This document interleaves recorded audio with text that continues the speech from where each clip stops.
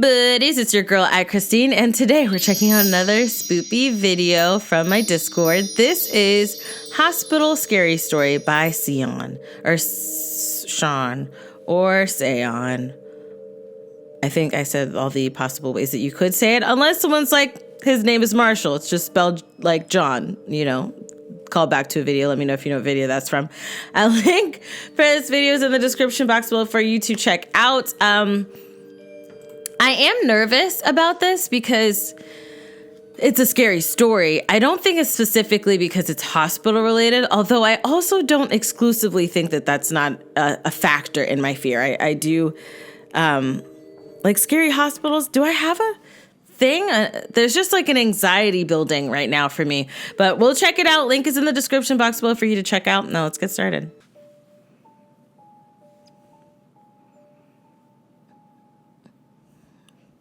It's a long intro. Okay. After I kept complaining about being broke, my friend had gotten me a job at a privately owned hospital. Okay. They were looking for nurses, and I had a passion for helping people. Okay. So this opportunity seemed perfect for me. And you are a nurse, right? Once I passed the interview without any bumps on the road, they asked me to come in for work the next day. Okay. On my first day at work, I was greeted by a really nice doctor. And I shadowed him for my whole shift. There were no strange occurrences, so I thought I had gotten really lucky with landing this job. Okay. Until after a week of working there, I was asked to work the night shift. I had no reason to say no, so I stayed after hours that day to continue my shift. Okay. However, I didn't expect the hospital to have a completely different vibe at night. All the patients were asleep in their rooms. Yeah, it makes The hallways sense. were completely silent, except for my footsteps. Oh, okay. It felt really eerie to be alone in the hospital. So when I heard noises from the morgue, I played it off as just me being paranoid. But the longer it continued, the more... Okay. People, if you anywhere, right, and there's something that should not be making noises, don't play that ish off. You hear noises at the morgue, okay? Which I don't understand why you're on the morgue floor if you're a nurse. Normally you're assigned to it, but unless that was the wing. No, because you're also said that, okay, so there's holes in the story, I feel. Unless you can let me know. Because I do have nurses in my family, and normally they're in a certain area, or they have a floor, and they're assigned a floor, and that's where they work. If you are, and normally the morgue is on a completely different floor. So if you're patients, if you're walking floors where patients are, like patient rooms, they don't have the morgue on the floor with the patient rooms. The morgue has its own floor. So, you wouldn't just be hearing noises from the morgue unless this is not an American hospital, because in America, that's normally how it is. It's possible this could be somewhere else in another country where that's not the case in regards to what I said. So it's possible. We'll see. But the longer it continued, the more I came to terms with the fact that I wasn't actually alone. You hear sounds in the morgue? Slowly, No. peeking in my head to look for any signs of anyone inside. Coming to the conclusion that it was empty, I opened the door fully and stood in the doorway. One of the boxes was open, with the body laid out. Approaching the body, I quickly shut it and got out of there as soon as possible.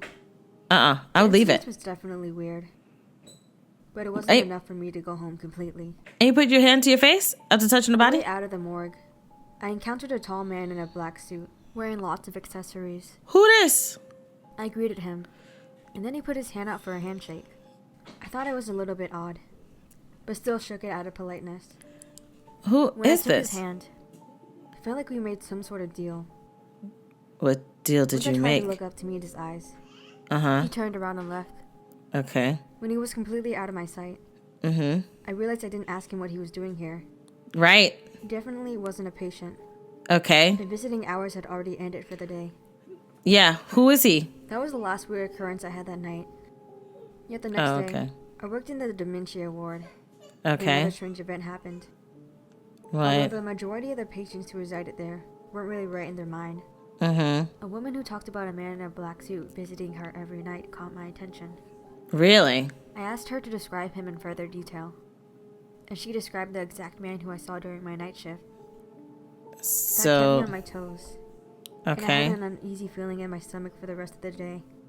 I knew she wasn't imagining it, because I saw him too. But Why was a well-dressed man lurking around the hospital? there's, I continued the rest of my shift.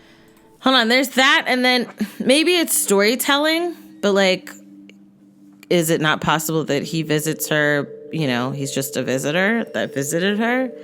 Does the dementia ward not get visitors? I think there's some issues in the storytelling here, and that might not necessarily be the fault of the narrator. It's more so the writer. So unless the writer is the narrator, then that's that's all in one. But I think that there's holes here. While keeping an eye out. During my lunch break, I caught my coworker rushing to the dementia ward. Why? When I stopped to ask him what happened, he explained that a woman had passed away there just a couple of minutes ago. Oh. I felt my blood run cold when I realized it was the woman who encountered the well-dressed man. Oh, snap. Before he left, I asked my coworker if he had ever seen a man in a suit lurking around at night. He looked confused. So He simply said he had never interacted with someone like that after hours. oh, okay. I was like, is that a no? You just look He confused? told me he would talk to me later, then rushed back off into the direction of the dementia ward. Right, he has He to slowed me go down my back handle that. as I turned around and saw the man in the tuxedo. Oh, right there? We locked eyes for a second. Mm-hmm. I stood there frozen and watched as he faded away. No way. Am I going crazy? Okay, These occurrences kept happening. the narration it reminds me of like scary games, some PC scary games where you have the voice actor that's encountering these scary things, and something happens and they're like, oh wow, that was scary. It didn't really have the punch to kind of add the terror, and the story as written is not enough to really make me scared or make me feel fear. It's kind of like, okay, this is happening, and everything's like, oh gosh, did that really happen? There was like no energy to really bring this story home or like hit the story to make it, make the fear more palpable, So I confided in my coworkers about my weird experiences. None of them seemed to believe me, and all of them gave me the same advice.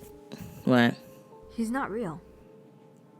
So every time I saw him, I repeated these words over and over. Saying he's not real? He's I not would real. pray. I would pray. He's not real. I would pray. He's not real. And no one else These are sees the eyes of my him coworkers. when you were there? I knew why they thought I was crazy. Okay. Always mumbling to myself, seeing things that weren't actually there. So he's around while having they're strange around. thoughts. Okay. I was declared to be insane a month into working at the hospital. Okay, this story's not And really... my parents admitted me into the dementia ward. And somehow, It needs a little bit more. I ended up staying in the old woman's previous room. The man That's- continued to appear there every night, making me believe I was truly insane. she's gonna die. However, the man visited me one last time. Okay. He reassured me that I wasn't insane, that he was real, but that I wouldn't live to tell the truth. He unmasked himself and reached out his hand one last time. Mm-hmm. And he finally gave me his name. The Reaper. Oh, goodness. That face.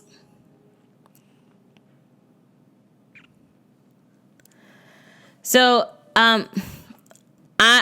so where the pros are, because there's pros and cons. I don't want to just like tear somebody's... This definitely takes a lot of hard work, and I'm not trying to tear anybody's efforts or anything down. The pros of this video. I like the art style of this video. Her blue hair, I loved it. Her eyes, everything. I think the art style was done very well. I think the idea of the story was good. Like this nurse who's working at a hospital and someone's visiting. She finds somebody random. Another patient says that he was visiting. The patient mysteriously dies. Then the chick is kind of freaking out like, oh crap, I saw this guy. Apparently nobody else saw this guy and she died. So who knows what's going to happen to me? I think pacing was kind of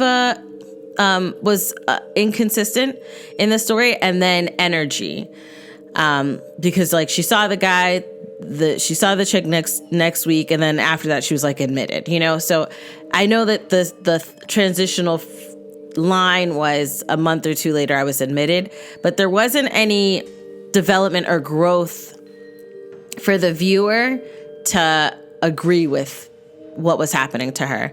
I feel like tone was a thing. I think if the inflection in the voice had bigger varying ranges, I think it could have helped a lot.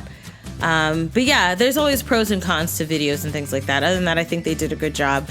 And I'm excited to see as they evolve. Because, I mean, as you continue and as you do these, you read comments. Some are constructive criticisms, and that'll help you evolve as a creator, which happens to all of us. Or a lot of us. I won't say all of us. I can't speak for everyone, but for a lot of us. So I'm excited to see what else they come up with. Link for their videos in the description box below. Definitely check them out and give them some support and love. If you like this video, hug the life out of that like button. I love you guys as always. And until next time, buddies.